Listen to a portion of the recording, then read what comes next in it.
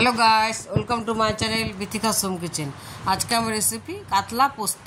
তো চলো আমি তোমাদের দেখাবো কাতলা পোস্ত করতে কি কি উপকরণ নিয়েছি। প্রথমে এখানে আমি কাতলা মাছ ধুয়ে পরিষ্কার করে নুন মাখিয়ে রেখেছি।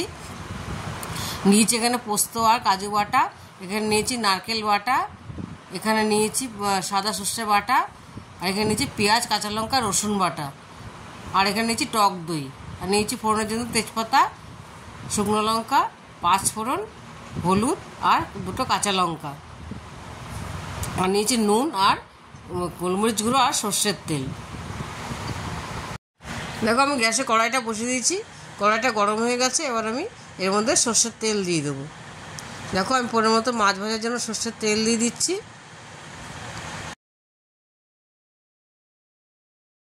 তেলটা আবার গরম হয়ে গেছে। এবার আমি মাছগুলো একে একে ছেড়ে দেবো।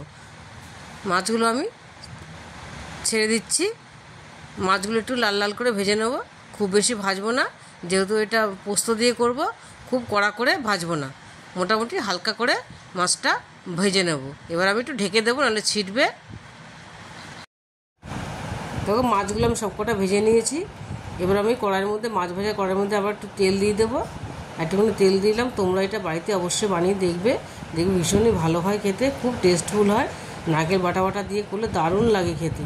তোমরা অবশ্যই এটা বানাবে।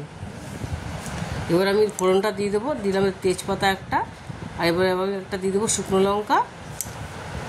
আমি এটা মাঝে মাঝেই বানাই, আমাদের ঘরে সবাই খুব পছন্দ করে এটা। এবার আমি এর মধ্যে দিয়ে দেবো পাঁচফোড়নটা দিয়ে দিলাম। পাঁচফোড়নটা দিয়ে একটু নেড়ে নেব ফোড়নটা, নাহলে পুড়ে যাবে।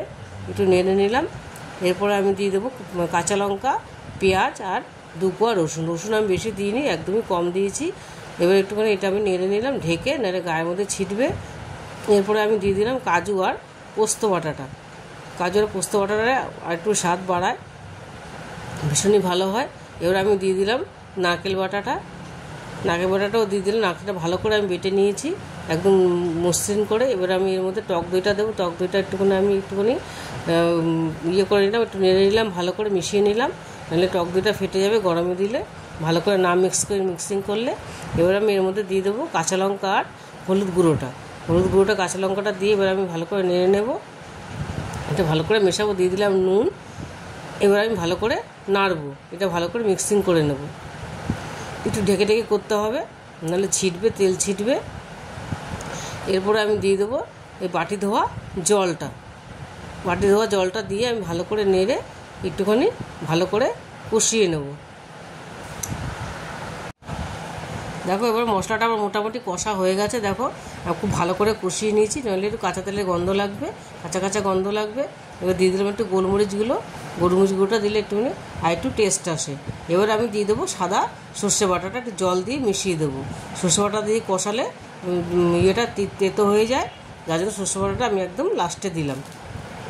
এবার এটা আমি ভালো করে নেড়ে নেব। নেড়ে একটু জল দিয়ে দিলাম, একটু জল দিয়ে দেবো এর মধ্যে। জল দিয়ে এটা আমি একটু নেড়ে একটু ঢেকে দেবো। ঢেকে দিয়ে এটাকে আমি একটুখানি ফুটতে দেবো। দেখো জলটা আমার ফুটে গেছে, ঝোলটা। এবার আমি এর মধ্যে মাছগুলো দিয়ে দেবো। দেখো মাছগুলো আমি দিয়ে দিলাম। দিয়ে মাছগুলো দিয়ে একটু নেড়ে নেবো। আমি নেড়ে মাছটা আমি আবার ভালো করে ঢেকে দেবো। ঢেকে করে মাছটা খুব ভালো হবে। মাছটা দেখো আমার হয়ে গেছে। এবার উল্টে দিলাম। মাছগুলো এক এক করে আমি মোটামুটি সব কটা উল্টে দেবো। উল্টে দিয়েছি। এবার আমি আরেকবার মাছটা ঢেকে দিয়েছি। দেখো এই মাছটা মোটামুটি হয়ে গেছে। মাছটা হয়ে গেলে এবার আমি এর মধ্যে একটুখানি কাঁচা সর্ষের তেল দিয়ে দেবো। সর্ষের তেলটা দিলে ভীষণই ভালো হয় খেতে, খুব টেস্ট আসে, একটা ভালো গন্ধ আসে, খুব সেন্ট হয়, একটা সুন্দর দারুণ একটা স্মেল আসে। এবার এটা আমি একবার কড়াইটা ভালো করে নেড়ে দেবো। নেড়ে দিয়ে মাছটা আমি এবার ঢাকা দিয়ে গ্যাসটা বন্ধ করে দেবো।